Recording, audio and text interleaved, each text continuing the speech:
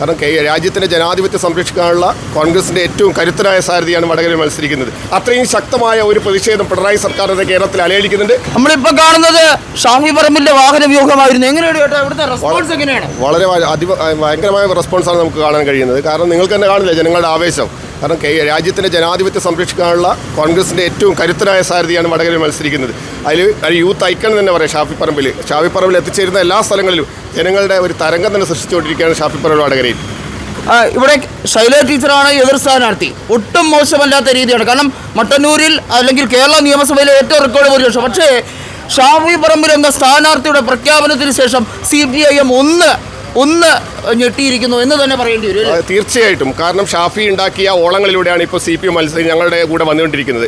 ഷാഫി ഉണ്ടാക്കിയ ഓളം അത് തിരിച്ചു വന്നിരിക്കുകയാണ്. ശക്തമായ തിരിച്ചുവരവാണ്. UDFിൻ്റെ മാത്രമല്ല UDF വൻ ഭൂരിപക്ഷത്തിൽ വടകരയിൽ ജയിച്ചിരിക്കുമെന്നുള്ളതാണ്. മുരളീധരനെക്കാട്ടും ഭൂരിപക്ഷത്തിൽ. കാരണം അത്രയും മുരളീധരൻ ജയിച്ചത് 84,000 വോട്ടിന്. അതിലും കൂടുതൽ ഭൂരിപക്ഷത്തിൽ ഷാഫി പറമ്പിൽ വടകരയിൽ ജയിച്ചിരിക്കുമെന്നാണ് ഇപ്പോൾ ഈ ഓളം കാണുമ്പോൾ, ഈ ട്രെൻഡ് കാണുമ്പോൾ മനസ്സിലാക്കാൻ സാധിക്കും. അങ്ങനെയാണെങ്കിൽ കേരളത്തിലെ ജനങ്ങൾക്ക് ഒറ്റ സംശയമുള്ളൂ. പാലക്കാട് ഒരു വലിയ പോരാട്ടത്തിലൂടെ കരുത്തുറ്റ മെട്രോമാനെ തറപറ്റിച്ച പാലക്കാട് അവിടെ ആരായിരിക്കും? അതാണ് നമ്മൾ അറിയേണ്ടത്. പാലക്കാട് ബൈ ഇലക്ഷൻ വരികയാണെങ്കിൽ തീർച്ചയായും. കാരണം ഇവിടെ രണ്ടുപേരും MLA-മാരാണ് ഇവിടെ മത്സരിക്കുന്ന. ഒരു പ്രത്യേകതയുണ്ട് വടകരയ്ക്ക്. ശൈല ടീച്ചറാണെങ്കിലും ഷാഫി പറമ്പിലാണെങ്കിലും രണ്ടുപേരും നിയമസഭയിലെ സാമാജികരാണ്. ഏതായാലും ഒരു ബൈ ഇലക്ഷൻ ഉറപ്പാണ്. അപ്പോൾ എങ്ങനെയായിരിക്കും ബൈ ഇലക്ഷൻ വന്നാൽ? കോൺഗ്രസിന്റെ പാളയത്തിൽ വലിയ താരങ്ങൾ തന്നെ മത്സരിക്കാൻ പാലക്കാടുണ്ട്. VT ബൽറാമിനെ പോലെ, രാഹുൽ മാങ്കൂട്ടത്തിനെ പോലെ ശക്തനായ സാരഥികൾ ഞങ്ങളുടെ കയ്യിലുണ്ട്. വൻ ഭൂരിപക്ഷത്തിൽ കഴിഞ്ഞ ദിവസം രാഹുൽ മാങ്കൂട്ടത്തിൽ പറയും അവിടെ വൻ ഭൂരിപക്ഷത്തിൽ ഞങ്ങൾ വിജയിച്ചിരിക്കും. യാതൊരു സംശയമില്ല. BJPക്ക് അവിടെ ഒരു ചാൻസും ഇല്ലാതെ ശക്തമായി വലിയൊരു ഭൂരിപക്ഷത്തിൽ UDF പാലക്കാട് ബൈ ഇലക്ഷൻ വന്നാൽ ജയിച്ചിരിക്കും.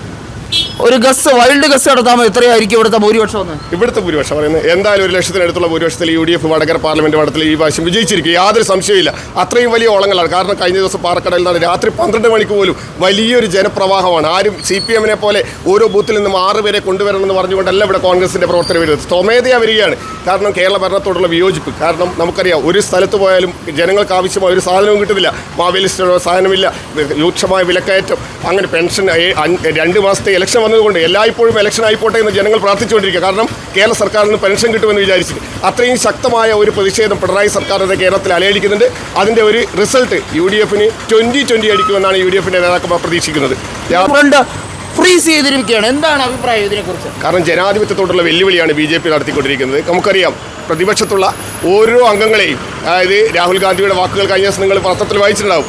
അത്രയും ശക്തമായ ഒരു നടപടിയാണ് BJP പ്രതിപക്ഷ കക്ഷികളെ ഇല്ലാതാക്കാൻ വേണ്ടി. കേജ്രിവാളിനെ അറസ്റ്റ് ചെയ്തു, മറ്റുള്ള മുഖ്യമന്ത്രിമാരെ അറസ്റ്റ് ചെയ്തു, ഷിബു സോറനെ, ഹേമന്ത് സോറനെ അറസ്റ്റ് ചെയ്തു.